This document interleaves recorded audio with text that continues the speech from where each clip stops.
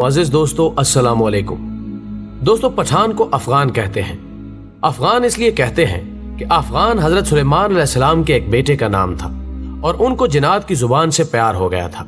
तो उन्होंने अपने वालिद हजरत सुलेमान अलैहिस्सलाम से कहा कि आप जिनात को कहिए कि मुझे अपनी जुबान सिखाएं। सुलेमान अलैहिस्सलाम ने अपने बेटे की दरखास्त कबूल की और जिनात को हुक्म दिया कि अफगान को जिनात की जुबान सिखाई जाए। वो जुबान बाद में पख्तून के नाम से पहचानी गई। पठान की असलियत और कौमियत के बारे में जो दलाइल हैं वो ये कि पठान हजरत इब्राहीम अलैहिस्सलाम की औलाद में से हैं और हजरत इसहाक अलैहिस्सलाम की औलाद हैं और कौमियत से बनी इसराइल हैं। अंग्रेज मुअर्रिखीन लिखते हैं कि पठान कौम अर्जीनिया के एक हिस्से में रहते थे और अर्जीनिया के लोगों का दावा है कि अफगान कौम या पठान हम में से हैं, क्योंकि अल्बानिया के अफगान जो कि बाद में अफगान बने अर्जीनिया से हिंदुस्तान की तरफ चल पड़े। और मुअर्रिखीन लिखते हैं कि इसराइल कबाइल बहुत तकालीफ और मुसीबतों के बाद अफगानिस्तान में आबाद हो गए।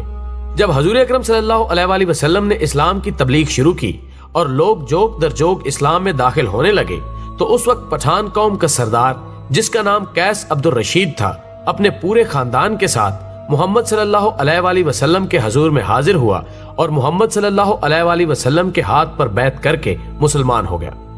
इसलिए दुनिया भर में जहां भी पख्तून होंगे वो मुसलमान होंगे।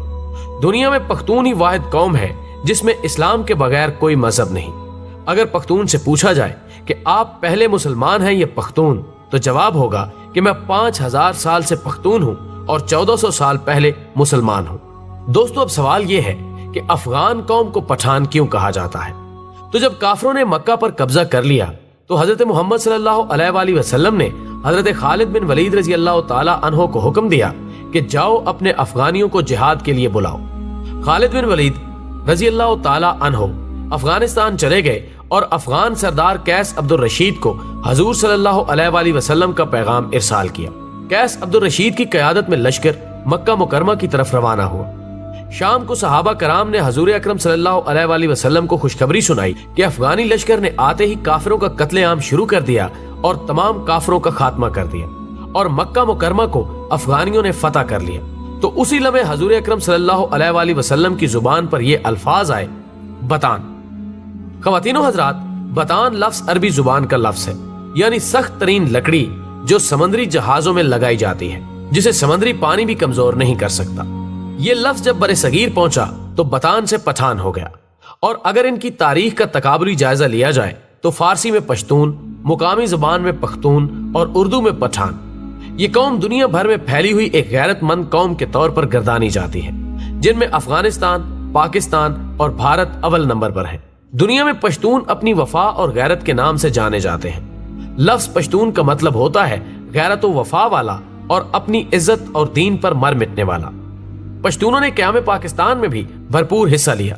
बाज मुअर्रिखीन के मुताबिक पठान आर्याई या यूनानी नस्ल से हैं और बाज के नजदीक ये कैस अब्दुल रशीद की औलाद है, जबकि तीसरे नजरिए के मुताबिक इनका ताल्लुक बनी इसराइल के गुमगश्ता कबाइल से है। खुद कैस अब्दुल रशीद की औलाद समझने वालों का नजरिया है कि मक्का में क़याम के दौरान हजरत खालिद बिन वलीद रजी अल्लाह ताला अन्हो ने अपनी साहिबजादी उनके मुअर्रिस आला के निकाह में दे दी थी, जिन्हें वो हमरा लेकर अपने वतन वापस आया और फिर उन्होंने यहाँ अपनी बकिया जिंदगी इस्लाम की तरवीजो इशात में सर्फ कर दी। इसी तरह कैस अब्दुल रशीद की औलाद पठान कहलाती है, जबकि यह भी कहा जाता है कि खुद कैस अब्दुल रशीद का ताल्लुक भी बनी इसराइल के बादशाह साउल यानी हजरत तालूत के 37वें पुश्त से था। इस तरह आखिरी दोनों नजरियात की रोशनी में इनका ताल्लुक बनी इसराइल से ही बनता है। नाज़रीन इकराम, सबसे बड़ी अजूबा खेज बात यह है कि इनमें यूसुफ ज़ई, यूसुफ के बेटे, दाऊद खेल, दाऊद के बेटे, मूसा खेल, मूसा के बेटे और सुलेमान खेल, सुलेमान के बेटे समझे जाते हैं, लेकिन इसकी तस्दीक करना बहुत मुश्किल है। अफगानों या पठानों के कई औसाफ अरबों से मिलते जुलते हैं।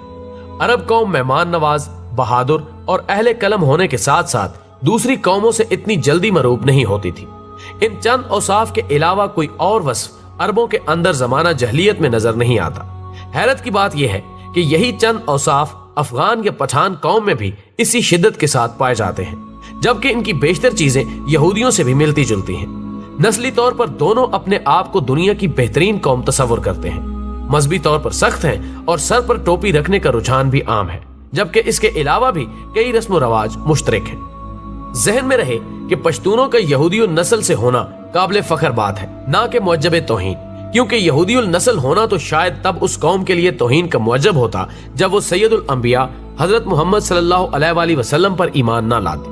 یہ تو ان کی غیرت کی بلندی اور ایمان کی عظمت کا نشان ہے کہ یہودی النسل ہوتے ہوئے بھی نبی آخر الزماں صلی اللہ علیہ وآلہ وسلم پر ایمان لے آئے، کیونکہ یہ وہی آخری نبی ہیں جن کے اوصاف تورات اور انجیل میں مذکور ہیں، اور جن کی وجہ سے ہی اہل کتاب آپ صلی اللہ علیہ وآلہ وسلم کے ایک نجات دہندہ کے طور پر بھی منتظر تھے۔ لیکن بعد میں انہوں نے محض اس جلن اور حسد کی وجہ سے حضرت محمد مصطفیٰ صلی اللہ علیہ وآلہ وسلم کی نبوت کا انکار کیا کہ ان کا تعلق بنی اسرائیل سے نہیں تھا۔ بنی اسرائیل کی طرف سے آپ صلی اللہ علیہ وآلہ وسلم کی نبوت کا یہ انکار دلائل پر نہیں بلکہ نسلی منافرت اور حسد و عناد پر مبنی تھا۔